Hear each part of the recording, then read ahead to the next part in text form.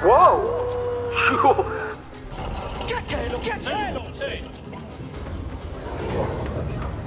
If you tell the people the truth about this, you will lose all credibility because the truth is much less believable than the fiction we're selling. By October 1954, we had mastered what's called gravity control, which most engineers at MIT and elsewhere do not think we can do today. But that was in a deeply classified project. Now, how do I know that? Because one of the people on my team, Richard Foch, who is the top scientist at the largest Department of Defense lab, the Naval Research Labs, but was on my team for many, many years. He was in the vault and saw the papers that proved and stated October 1954 is when we mastered gravity control.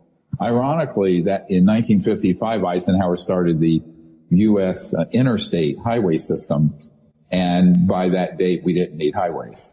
Look, the reason it's being kept so secret is because the technologies behind how those objects move.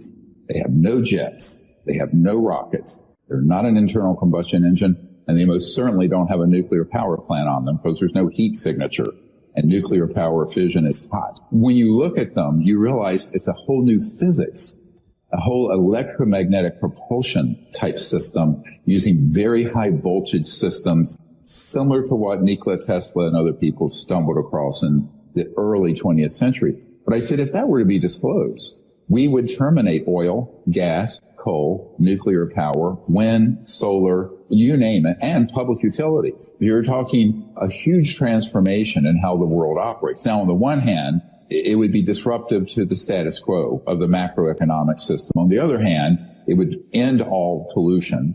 It would end all poverty in 20 years, and everyone on the planet would have quote-unquote free energy from what's called the zero-point energy field, and we can discuss this later. So he said, I get it. So, it's about power, money, and the corrupting influence of it. It is not about science, because once you drill down the science, the evidence is absolutely overwhelming. When I first started working with all these guys here, they have a type of, I call it disclosure PTSD. It's a traumatic. For me, in the 1990s, it was very traumatic to find out about this was absolutely real, that it was being kept secret, that it was out of control, and that there was a compartmented part of it that were already committing atrocities such as staged fake alien abductions and mutilations. Everybody's heard of these. Everybody assumes they're alien. They are not. We have a testimony from Air Force intelligence officer as well as documents that prove that those are being done by humans for their, quote, psychological warfare value. So I think there are two things. One is that they want to keep the energy technologies away, and this is why we did the Lost Century and how to reclaim it. There's an expose of what the world has lost through this illegal secrecy and how we need to regain it, and what the world looks like after that, which is gorgeous, beautiful. A totally transformed planet if we no longer had to have any polluting sources of energy. The energy itself was free once you had the device, the zero-point generator system, and poverty around the world would vanish in a generation, about 20 years. But there's some big stakeholders, right? Hundreds of trillions of dollars at stake. So this is where you get into a real power struggle, which is what this issue is. As Reagan said, wouldn't our job of creating world unity be easier if we had a common alien threat to fight? So this is why they've spent so much time making bad Hollywood movies and UFO conferences and staging these ridiculous abductions, which are gruesome, and there are terrible victims of those. But they're not being done by extraterrestrial beings. They're being done by what's called stagecraft, using advanced man-made ET-looking craft, but they're not ET. One of my jobs is to warn the public and these officials of this sort of subterfuge and gaming of the subject, which is completely dishonest. Now, luckily, people like Congressman Burchett and others have said, look, if these civilizations were hostile, we'd be a charcoal floating through space. I mean, it clearly, if you're tens of thousands to a million years more advanced technologically than we are, if they were outright hostile to us, it would just be over. I think, however, things get misconstrued. Let's take, for example, all the nuclear silo cases. Well, it turns out these ET craft, the real ones, are concerned about those systems because if they were launched in a war, it would destroy life on Earth, and they view life on Earth as a very special place. Secondly, when you detonate a thermonuclear weapon, it puts out not only a electromagnetic pulse everybody knows about, it puts out what Tesla described as a scalar signal. And the scalar is faster than the speed of conventional light or electromagnetic propagation because it's a point that goes out in a line as opposed to a wave like normal light that we're seeing. So those disrupt extraterrestrial communications and travel. So the reason you saw those craft that crashed near Roswell was because that was the only atomic bomb squadron in the world in 1947, 509th Army Air Base, Walker Field. I would not share things except I can back it up, which is why I gave the House Oversight Committee, the Senate Intelligence Committee, the Pentagon, the White House, the hard drive with terabytes of this data on it, including the witness testimonies, where all the facilities are, images of what the ET craft look like down, what the bodies look like from the description of firsthand military witnesses who handled them with a forensic artist drawing it. We provided all this. So I think at this point, anyone who would have a cursory glance through that data would go, my God. Now, yes, I will say, I was warned in 1991 by an intelligence officer. He said, if you tell the people the truth about this, you will lose all credibility because the truth is much less believable than the fiction we're selling. That is a real catch-22. Do you tell the truth and lose credibility? Or do you tell some kindergarten version of the truth to placate people? I am not doing the latter. But it's controversial. I'll admit it's extremely controversial. But at my stage of life, I have 12 grandchildren.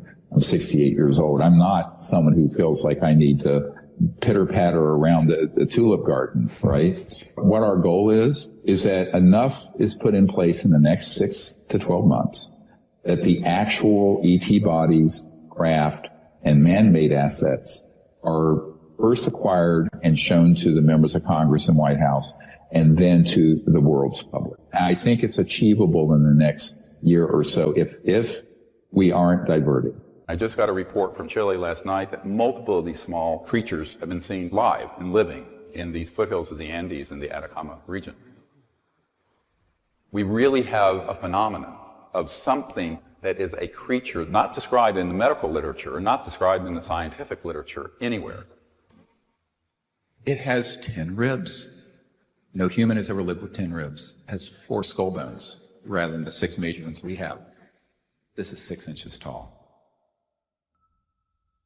The Atacama skeleton was found in this area of Chile. Now, this is an area that the native peoples had reported seeing small people, which they call the Gentiles. It's an interesting term they use for them, for centuries and perhaps millennia. It may be something prosaic, but I don't believe so. And here's why. If you put up the Lockman report, Dr. Ralph Lockman at Stanford University, who's the #1 expert in the world on skeletal dysplasias, which means skeletal abnormalities and genetic syndromes, we went to Barcelona where this little being is stored. We took exact x-rays that he requested from Stanford. He looked at it and he said, well, first of all, there is no form of dwarfism or genetic defect that explains everything seen in this being. It has 10 ribs. No human has ever lived with 10 ribs. What he didn't notice, but I will point it out to you, it has 4 skull bones rather than the 6 major ones we have. It's symmetrical.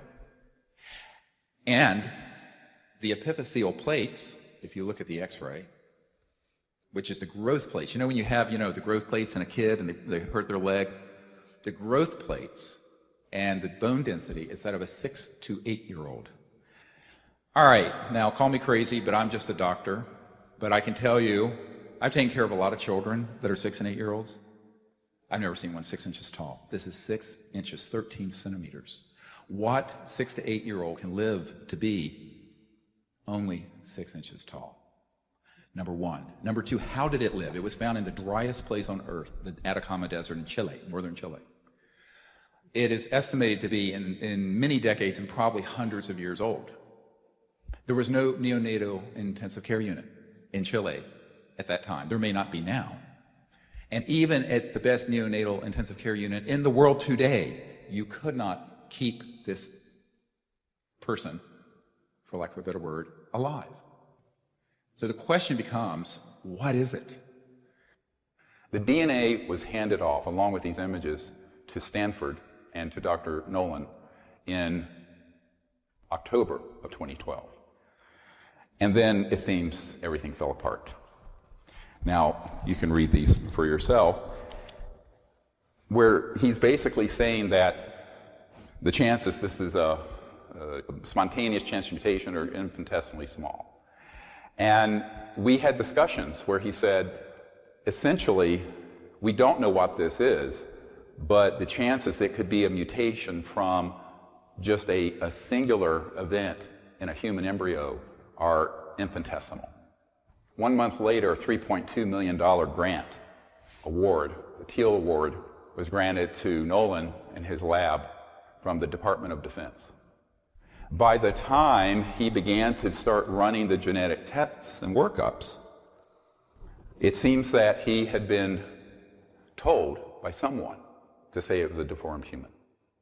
And that's what you will read in the New York Times and on CNN and the BBC that came out in March.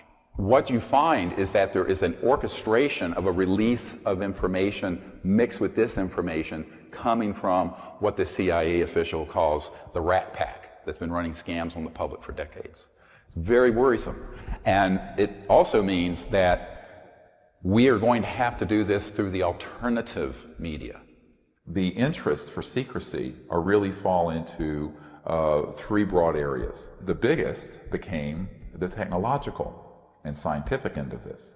Once we retrieved, back in the 30s and 40s and 50s, several of these extraterrestrial vehicles and began to study them, we combined that knowledge with knowledge we already had, because remember, we had some people like T. Townsend Brown and the 𝗍𝗶𝗹 effect who were studying anti-gravity quite independent of this issue back in the 20s, 30s, and 40s. But when their information got combined with studying these spacecraft, they figured out, oh, this is how they're working. And they realized it's the end of oil. It's the end of the need for coal. It's the end of the combustion engine, the internal combustion engine.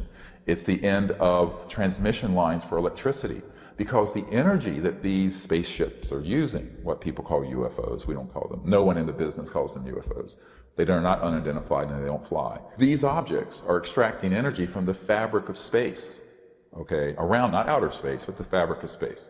And in fact, even the early Lockheed and Northrop experimental spaceships that we have built, and we're talking 1950s and 60s, were called flux liners because they were pulling energy from the quantum flux field, what's called the quantum flux field that's in the space in this room.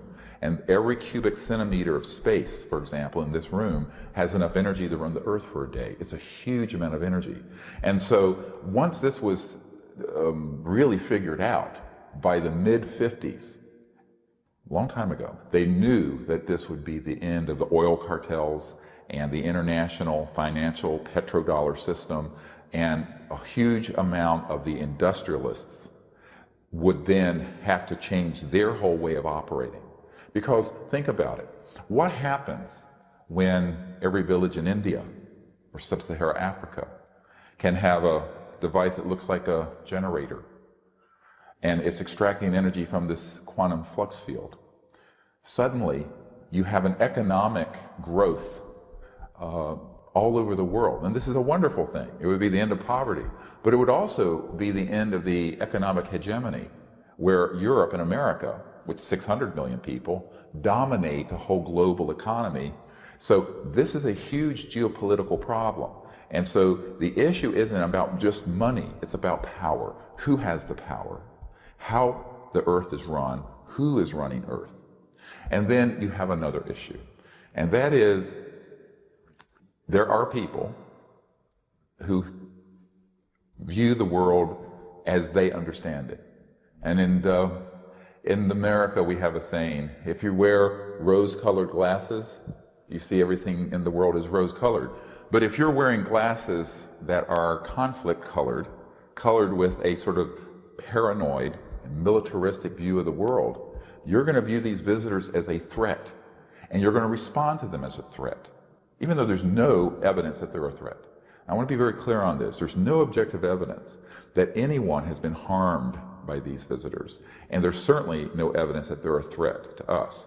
There's a lot of evidence, however, that they're concerned about our threat to the peace and the order of space.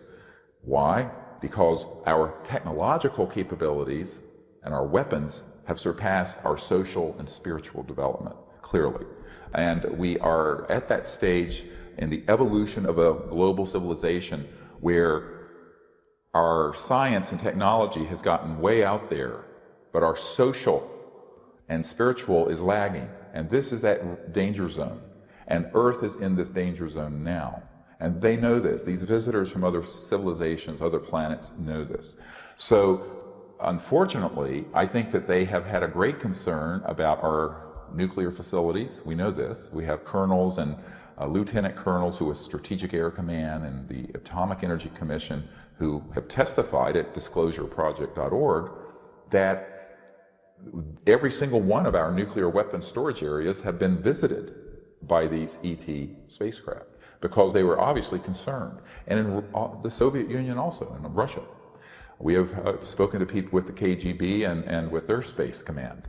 And so it's clear that they have that concern, but that doesn't mean that they're hostile towards Earth. I think they're concerned about human hostility. Remember, this is not particularly good news for you. It's good news for humanity and for the Earth and for the environment. But there's only a few hundred people and corporations who really control the world economy. And this information would change forever their grip on that power. Now, they would still have a lot of money, but it's not about money.